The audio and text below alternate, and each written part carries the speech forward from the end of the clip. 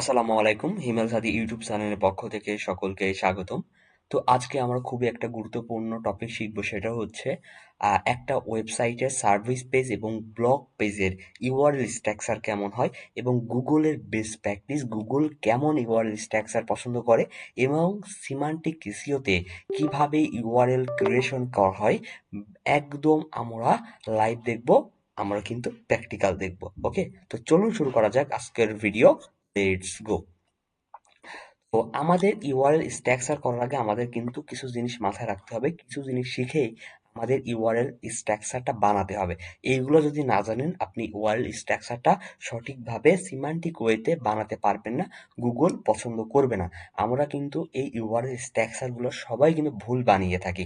তো আশা করি এই ভিডিওটা দেখার পর আপনারা সম্পূর্ণ ক্লিয়ার হয়ে যাবেন। ওকে, তো এখন আপনাদের এই জিনিসগুলো মাথায় রাখতে হবে। আপনার ওয়েবসাইটের central entity, source context, taxonomy, ontology. কেউ যদি না বোঝেন আমি ক্লিয়ার করে বোঝাচ্ছি সেন্ট্রাল এন্টিটি কি সহজেই।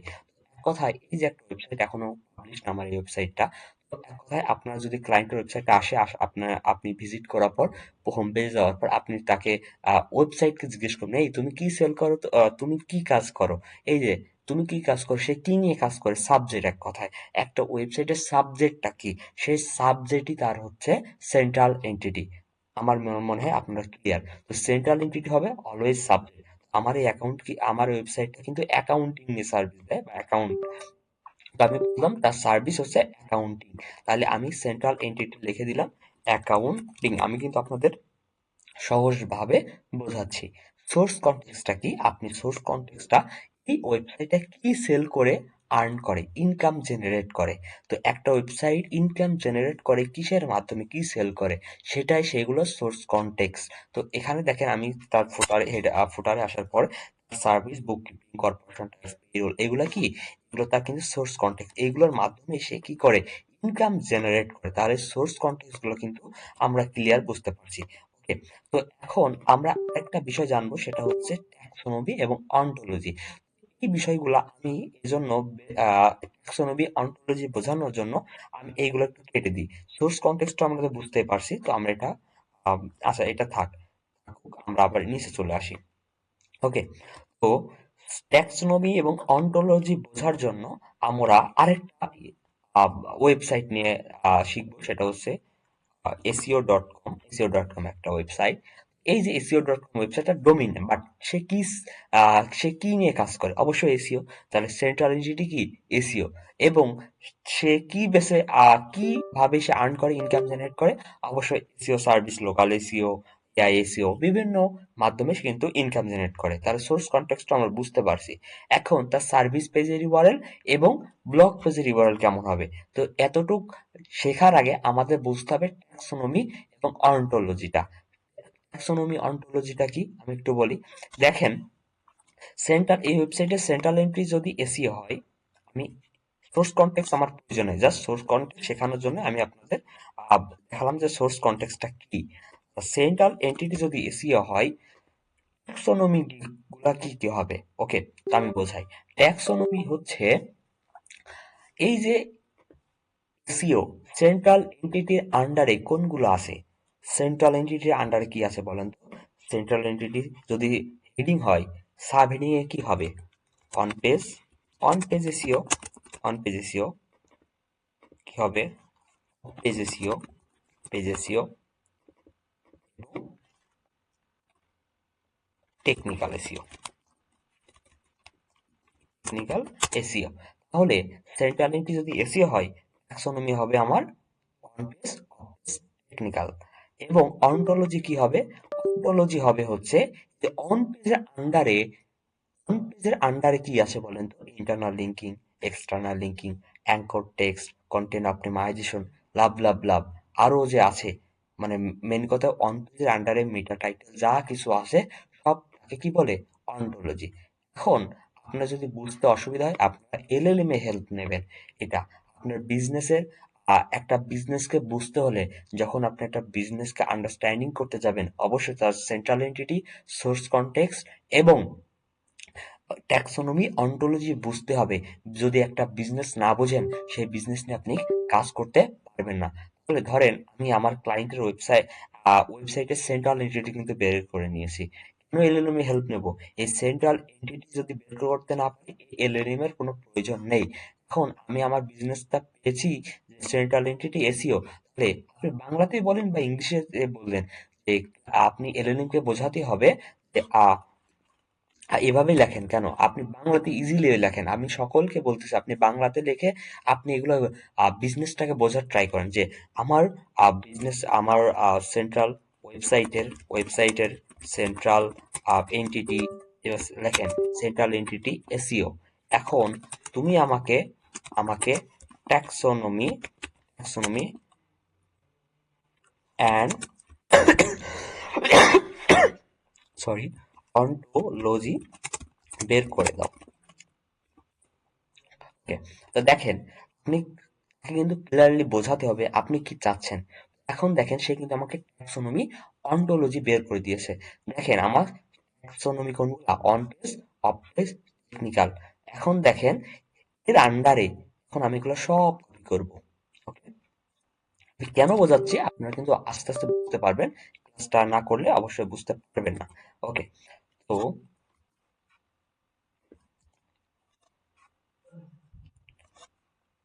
আচ্ছা, তো এখানে একটু প্রবলেম হচ্ছে, আমরা ইয়ে করি। অন পেজের আন্ডারে আমরা অন্টোলজি গুলো আগে নেই। অন পেজের আগে অন্টোলজি গুলো আছে, এগুলো আমরা নিয়ে নিই। এগুলো অন্টোলজি আমাদের।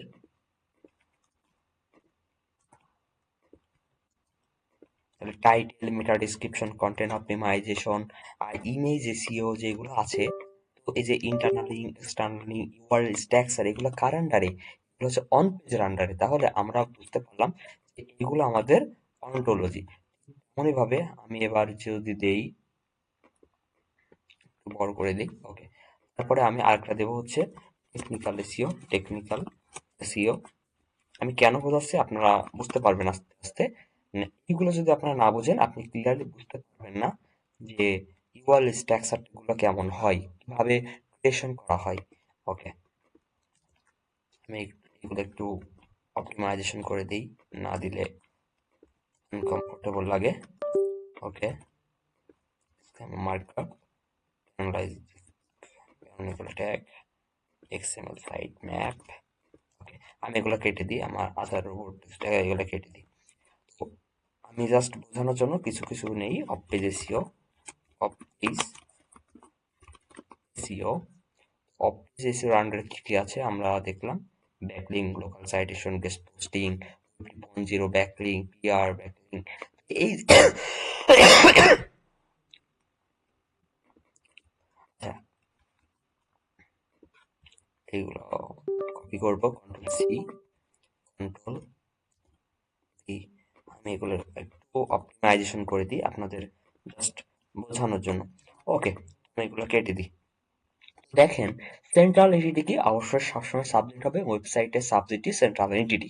তো যখন একটা বিজনেসকে না বুঝবেন আপনি কিন্তু এই ইউআরএল স্ট্রাকচার গুলোও করতে পারবেন না এবং বুঝতে পারবেন না। তো সেন্ট্রাল এন্টিটি যদি এসইও হয়, ট্যাক্সোনমি কি? আপনি কিন্তু এলএলএম এর মাধ্যমে এইভাবে যদি আপনি সেন্ট্রাল এন্টিটি দিয়ে দেন এবং আপনি যদি বলে দেন সে কিন্তু বলে দিবে। যখন আপনি যদি এইভাবে আপনার বিজনেস যদি অ্যাকাউন্টিং হয়, যদি এখানে দেখেন আমার বিজনেসটা হচ্ছে, আমার business central entity accounting, accounting. এখন তুমি আমাকে ট্যাক্সোনমি অন্টোলজি বের করে দাও, তাহলে বুঝতে পারছি আমার আমার ট্যাক্সোনমি অন্টোলজি কি হতে পারে? ফাইন্যান্সিয়াল অ্যাকাউন্ট, এই যে ট্যাক্স অ্যাকাউন্ট, বুক কিপিং, তারপর কি অডিট, এই যে পেরোল, সফটওয়্যার অটোমেশন, এগুলো কি হতে পারে? আমার ট্যাক্সোনমি হতে পারে। এখন বুক কিপিং এখানে দেখেন আমার কি দেখছেন মিলে যাচ্ছে। এখন বুক কিপিং এর আন্ডারে কি হতে পারে? এগুলো। তাহলে এগুলো কি আমার অন্টোলজি। ঠিক তেমনই ভাবে চিন্তা করুন, এই যে এখানে আমার প্রথম বিজনেস, তাহলে বুক কিপিং যদি আমি এটা কেটে দিই, সোর্স কন্টেক্সট নয়, এটা ধরেন ট্যাক্সোনমি। এটা যদি ট্যাক্সোনমি হয়, এক্স কন্ট্রোল ভি, এটা কন্ট্রোল এক্স কন্ট্রোল ভি, তাহলে বুককিপিং যদি ট্যাক্সোনমি হয়, তাহলে বুককিপিং আন্ডারে কি থাকতে পারে? এই বিষয়গুলো নিয়ে থাকতে পারে। তাহলে আমি প্রথমে ফার্স্ট অফ অল বুঝতে পারবো যে একটা বিজনেস কি রিলেটেড এবং সে কি সেল করছে, কিভাবে আমরা সাজাবো। তো ঠিক তেমনই ভাবে একটা সেন্ট্রাল এন্টিটি যদি একটা ওয়েবসাইট এসিও নিয়ে কাজ করি, সেন্ট্রাল এন্টিটি এসিও মানে এই ওয়েবসাইটের জন্য আমরা কাজ করি, তাহলে আমরা বুঝতে পারি সেন্ট্রাল এন্টিটি যদি এসিও হয়, ট্যাক্সোনমি অন পেজ সার্ভিস দিচ্ছে কি, on page, technical, of page, এগুলো সে সার্ভিস দিচ্ছে, তাই না? এর ভিতরে কি কি আছে? তাহলে এর ভিতরে আছে এই যে টাইটেল অপটিমাইজেশন, মেটা টাইটেল। এইভাবে টেকনিক্যাল পার্টের ভিতরে আছে mobile optimisation, indexing, schema markup, penalisation, XML sitemap. এর ভিতরে আছে ব্যাকলিঙ্কিং, লোকাল সাইটেশন, গেস্ট, এগুলা কি অন্টোলজি। তাহলে আমরা বুঝতে পারছি যে মেটা ডেসক্রিপশনের ট্যাক্সোনমি কোনটা, অন পেজ এসিও। ইন্ডেক্সিং এর ট্যাক্সোনমি কোনটা, টেকনিক্যাল এসিও। লোকাল সাইটেশনের ট্যাক্সোনমি কোনটা, অফ পেজ এসিও। তাহলে central entity, taxonomy, ontology, clear. এটা আগে বুঝতে হবে যে কার আন্ডারে কে, কার আন্ডারে কে। আপনি যখন একটা ওয়েবসাইটে বিল্ড করবেন, অবশ্যই গুগলকে সহজভাবে বোঝাতে হবে যে এসিওর আন্ডারে অন পেজ, অন পেজের আন্ডারে টাইটেল, মেটা টাইটেল, এইভাবে। এখন আপনি যদি এমন ভাবে ইউআরএল স্ট্রাকচার গুলা বানান যে গুগল কিন্তু সহজে বুঝতে পারবে না। ওকে, তো এখন আমরা একটা মেথডে ফলো করব। সে মেথডটা হচ্ছে root domain slash root slash seed slash node.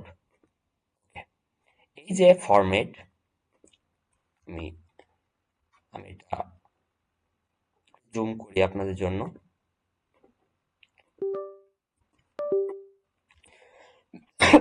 Sorry, আমার একটু ঠান্ডা, সকলে আমার জন্য দোয়া করবেন। তো এখন দেখেন, আমাদের ওয়েবসাইটের ব্লগের ইউআরএল স্ট্রাকচারটা আমরা আগে শিখব। তো ব্লগের ইউআরএল স্ট্রাকচার বানাতে গেলে এই চারটা জিনিস মাথায় রাখতে হবে, বিশেষ করে এই তিনটা: রুট, সিড, নোড। এই ডোমেইন, ডোমেইন তো আমরা জানি যে ধরেন লাইক SEO.com। এই বিষয়গুলো আমাদের মাথায় রাখতে হবে। কেন মাথায় রাখতে হবে? আমি জাস্ট আপনাদের দেখাই দিব কিভাবে ওয়েবসাইটের স্ট্রাকচার গুলো বানাবেন। ধরেন আপনার এই ওয়েবসাইটের কাজ পাইছেন, এই নিয়ে কিন্তু আপনি ব্লগ পাবলিশ করবেন, রাইট? তো ব্লগ গুলো কেমন হতে পারে? অবশ্যই অন পেজ নিয়ে, টেকনিক্যাল এসইও নিয়ে, অফ পেজ এসইও বেনিফিট নিয়ে, what is off page SEO, what is a technical SEO optimization, indexing problem নিয়ে কথা বলতে পারেন, স্কেমা মার্কআপ নিয়ে কথা বলতে পারেন, লোকাল সাইটেশন নিয়ে কথা বলবেন। এইগুলো লাভ লাভ লাভ দিয়ে কিন্তু আপনি ব্লগ গুলো লিখছেন, তাই না? তো এই যে ব্লগ গুলো লিখবেন, এখন ব্লগের স্ট্যাকচার যদি না ঠিক হয়, আপনি কিন্তু গুগলের একটা ক্রেডিট ক্ষয় হয়। আপনার গুগল, গুগল যখন একটা ইউআরএল দেখে, অবশ্যই গুগলের ইউআরএল কিন্তু পছন্দ হতে হবে এবং গুগলের যেন কল করতে ইজি হয়। যখন ইজি হবে না, তখন কিন্তু আপনার ওয়েবসাইটের ইউআরএলটা ভিজিট করতে গেলে তার একটা বাজেট ক্ষয় হবে বা ক্রেডিট লাগবে, যার মাধ্যমে সে কিন্তু ইজিলি কিন্তু দেখতে পাচ্ছে না। এজন্য আমাদের এমন ভাবে ইউআরএল স্ট্রাকচার বানাতে হবে যেন গুগলের ওই ক্রেডিট যেন বেঁচে যায়, যেন সহজে বুঝতে পারে আমার কন্টেন্টটা কি। তো প্রথমত আপনাদের দেখালাম যে domain slash root slash seed plus node, এই মেথডে আপনাদের কিন্তু ইউআরএল স্ট্রাকচারটা বানাতে হবে। এখন কেন, কেন আপনারা ইউআরএল স্ট্রাকচারটা, এই যে বললাম গুগলে ক্রেডিট ক্ষয় হয়, কেন আপনারা এই রুলসটা ফলো করবেন? কারণ আমি যে ফ্রেমওয়ার্কটা দেখাচ্ছি, এটা কেন কেন করবেন? এখন গুগল বেনিফিট হবে, গুগলের বট বেনিফিট হবে, কি বেনিফিট, বেনিফিট হবে গুগল বট ইজি হবে। আচ্ছা, ইউজার ফ্রেন্ডলি, ইউজার ফ্রেন্ডলি হবে। বেনিফিট কি কি?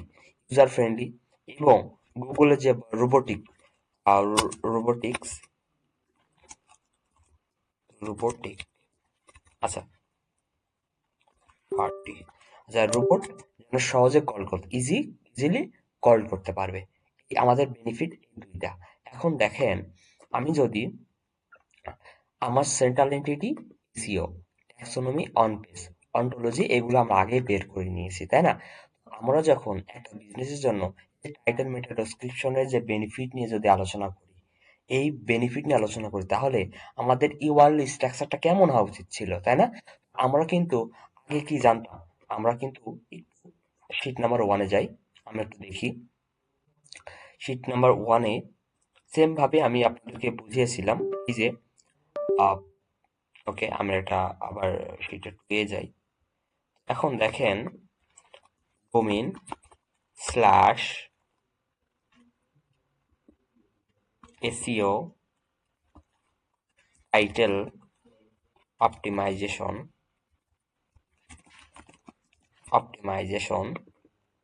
Domain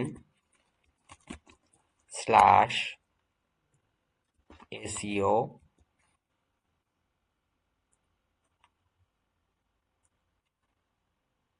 slash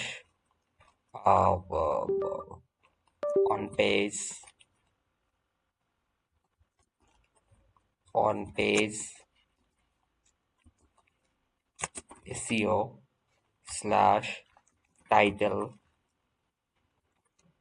optimization domain slash SEO slash on page slash title slash optimization। এখন দেখেন তিনটা কিন্তু তিন রকম কেন? Domain slash SEO title optimization. এখন দেখেন আমরা কিন্তু ম্যাক্সিমাম এমন কোয়ালিটি কিন্তু টাইটেল ইউআরএল স্ট্রাকচার গুলো করি, তাই না? এখন দেখেন যে domain slash SEO title optimization, এটা দেখেন domain slash SEO slash on page SEO title optimization. 3rd নম্বর দেখেন domain slash SEO slash on page slash title slash optimization. এখন আপনাদের একটু ডাউট হয় না যে কেন আমি এটা শেখাচ্ছি, কেন এটা দেখাচ্ছি? দেখেন প্রথমটা দেখেন আমার সেন্ট্রাল এন্টিটি কি? SEO title optimization. প্রথম কথা, আমাদের কিন্তু ইউআরএল এর মধ্যে কখনো রিপিটেড কোনো ওয়ার্ড ইউজ করা যাবে না। প্রথম শর্ত কি? রিপিটেড কোনো ওয়ার্ড ইউজ করা যাবে না। প্রথমে দেখেন এটা ওকে, আমি মানছি, এটা ঠিক ধরেন। দ্বিতীয়টা দেখেন SEO on page SEO SEO, এখানেও এসইও আছে আবার এখানেও কিন্তু এসইও আছে। এখন ডোমেইন নামও এসইও, ডোমেইন বাই বাদ, ডোমেইন নাম তো আলাদাই, ঠিক আছে, এটা ধরলে হবে না। তো আমার সেন্ট্রাল এন্টিটি এসইও আবার এসইও অ্যাড করা আছে, তাহলে কিন্তু আমার দুই জায়গায় এসইও উল্লেখ করা আছে, বাট এটা কিন্তু আমার প্রয়োজন নেই, এটা আমার প্রয়োজন ছিল না। কেন? আমি গুগলকে বোঝাচ্ছি, গুগলকে বুঝিয়ে দিচ্ছি যে আমার এসইও আমার সেন্ট্রাল এন্টিটি আগে রিপিটেড। প্রথম শর্ত হচ্ছে ইউআরএল এর মধ্যে রিপিটেড কোনো ওয়ার্ড ব্যবহার হবে না। ওকে, টাইটেল অপটিমাইজেশন দিছি। দেন আমি কি করছি, 3rd নাম্বারটা দিছি দেখেন, আমি একটু ইয়ে করি, হলুদ, রেড রেড এবং গ্রিন করি। আচ্ছা, কেন? দেখেন domain SEO on page title optimization, কেন এটা করলাম? কারণ আমাদের প্রথম শর্ত কি? যে রিপিটেড কোনো ওয়ার্ড ইউআরএল এর মধ্যে থাকতে পারবে না, কখনোই না। এবং আরেকটা শর্ত হচ্ছে ইউআরএল স্ট্রাকচারটা যেন শর্ট হতে হবে। শর্ট যেমন এই নোড। আচ্ছা, রুট সিট আমরা একটু বুঝি। আচ্ছা, রুট মানে হচ্ছে সেন্ট্রাল এন্টিটি। রুট মানে কি? এটা অ্যাডভান্স নেম ধরেন। রুট মানে সেন্ট্রাল এন্টিটি। সিড মানে কি? সিড মানে হচ্ছে ট্যাক্সোনমি। সিড মানে কি? ট্যাক্সোনমি। আর নোড মানে কি? নোড মানে অন্টোলজি। তাহলে আমার এই ওয়েবসাইটের ডোমেইন নেম, তারপর কি রুট বসবে। রুট কি? আমার ওয়েবসাইটের এই যে সেন্ট্রাল এন্টিটি বসবে, কি বসবে? আমার ওয়েবসাইটের সেন্ট্রাল এন্টিটি। প্রতিটা ইউআরএল এ ভাই আপনার সেন্ট্রাল এন্টিটি থাকতেই হবে, নোট করে নেন। আপনার প্রতিটা ইউআরএল এ সেন্ট্রাল এন্টিটি থাকতে হবে। এবং আপনি কোন বিষয়, কোন ট্যাক্সোনমি নিয়ে কথা বলছেন, ট্যাক্সোনমি নিয়ে কথা বলছেন, আপনি কন্টেন্ট অপটিমাইজেশন নিয়ে লিখছেন, তাহলে কোনটার আন্ডারে, কোন ট্যাক্সোনমি আন্ডারে? অন পেজের আন্ডারে। সেই অন পেজ এসইওটা থাকতে হবে। কারণ কি? On page SEO. এখন আমি এখানে দিতে পারছি না, এই যে যেখানে অন পেজ এসইও দিছি, এখন এসইও এখানেও আছে এখানেও আছে, তাহলে সেন্ট্রাল এন্টিটি এবং আবার রিপিটেড হয়ে গেল, তাই না? আমি এটা করব না, কারণ গুগল এসে বুঝতে পারবে যে এটা SEO, SEO central entity SEO নিয়ে কাজ করে এবং এসইও এর আন্ডারে হয় অন পেজ এসইও। তাকে অন পেজ এসইও বলে বোঝানোর প্রয়োজন নাই। বুঝতে পারছেন বিষয়টা? এবং তারপরে এখানে দেখেন আমি এখানে কি করছি, টাইটেল অপটিমাইজ, টাইটেল দিয়ে আমি ড্যাশ দিছি এবং অপটিমাইজেশন, এই ড্যাশ দেওয়া যাবে না, আপনার স্ল্যাশ ইউজ করবেন, টাইটেল স্ল্যাশ অপটিমাইজেশন। এই যে এতটুকুকে একে বলে নোড বলে, এতটুকু কি বলে অন্টোলজি, এটাকে কি বলে নোড বলে, নোড। আর এই যে এই এই যে সিটের পরে, এক কথায় সিটের পরে যেটা নোট বলে, সেটা হচ্ছে আমার যেটা নিয়ে আমি কথা বলবো, মানে যে টপিক নিয়ে আমি কথা বলবো সেটাই তার হচ্ছে নোট। তাহলে এই যে নোট, এটা সবসময় 2 ক্যারেক্টার ভিতর রাখার চেষ্টা করবেন, সর্বোচ্চ তিন তিন ক্যারেক্টার, সর্বোচ্চ সর্বোচ্চ হলো 4 ক্যারেক্টার, বাট এটা বেটার না, সব থেকে ভালো 2 ক্যারেক্টার থেকে 3 ক্যারেক্টার মধ্যে রাখতে হবে। যেমন টাইটেল অপটিমাইজেশন, যেমন XML sitemap, backlink building, local citation, guest posting. ঠিক আছে, এই যে 2 সেন্টেন্সে, বুঝতে পারছেন বিষয়টা? আপনাদের যেই ইউআরএল স্ট্রাকচার দেখাচ্ছি সেটা হচ্ছে সিমান্টিক এসইওর বেস্ট প্র্যাকটিস। সিমান্টিক এসইওতে এই প্যাটার্নে কিন্তু ওয়েবসাইটের স্ট্রাকচার গুলো, ব্লগের স্ট্রাকচারটা করা হয়। ওকে, আমি শিট নাম্বার 1-এ চলে আসি। এবার দেখেন আমার কন্টেন্টের টপিক ছিল হচ্ছে হোয়াট ইজ কিওয়ার্ড রিসার্চ। ঠিক আছে, কিওয়ার্ড রিসার্চটা, কিওয়ার্ড অপটিমাইজেশন কিভাবে করতে হয় বা কিওয়ার্ড রিসার্চ অপটিমাইজেশনটা কি। তো আমি কিভাবে করছি, আমার ডোমেইন নামটা কি, rankup.com আমার ডোমেইন নেম। এখানে দেখেন আমার সেন্ট্রাল এন্টিটি কি, এসইও, এবং আমার হচ্ছে অন পেজ এসইও, আমার ট্যাক্সোনমি এবং কিওয়ার্ড অপটিমাইজেশন। দেখছেন আমি কিন্তু কিভাবে করছি।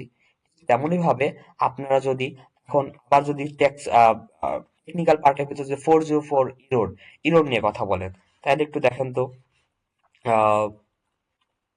র্যাঙ্ক আপ,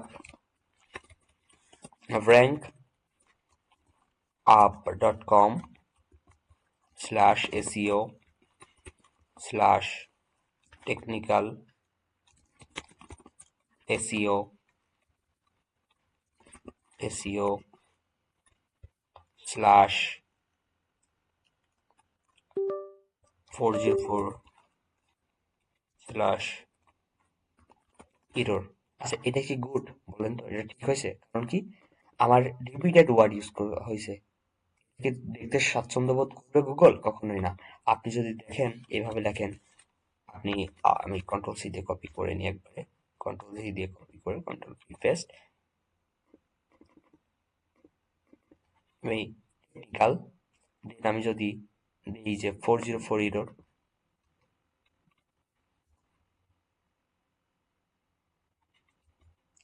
এভাবেই যদি দিই, গুগল কোনটা পছন্দ করবে? গুগল বোর্ড এসেই বুঝতে পারবে যে rankup.com এটা একটা ওয়েবসাইট, ডোমেইন নেম, তার সেন্ট্রাল এন্টিটি এসইও, এসইওর আন্ডারে টেকনিক্যাল এসইও, টেকনিক্যালের আন্ডারে 404 ইরোর। ইজিলি কিন্তু বুঝতে পারছে।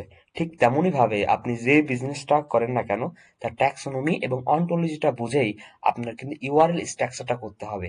আপনি যদি এই 404 এই আমি যদি টেকনিক্যাল এসইওটা না দিই, এই যে এটা আমি দিব না, দেখেন তো গুগল এসে কি বুঝতে পারছে এসইওর ভেতরে 404 ইরোর। আচ্ছা, 404 ইরোরটা কি ভাই? তাহলে গুগল একটা ক্রেডিট বেশি ক্ষয় হবে না?